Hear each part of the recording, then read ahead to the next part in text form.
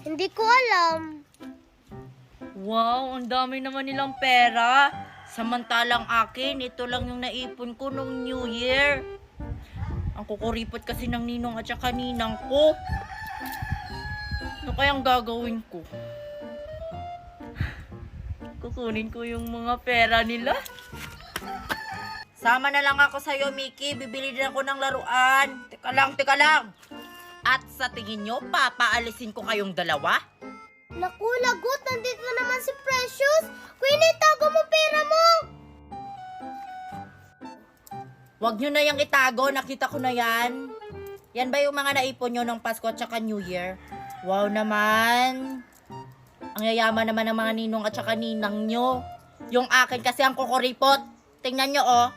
Ito lang yung mga binigay nila sa akin. Yun lang, kawawa. Nakita na pala.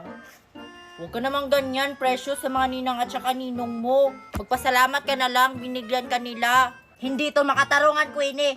Anong mabibili ko nito? Deserve mo yan kasi yung salbahe mo. May mabibili ka na nga kaya dyan. Di ba, Mickey? Panty? Oo nga, pante.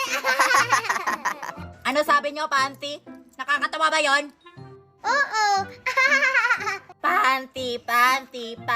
Total, wala ka namang panty, Precious. Ibili mo yan ng panty.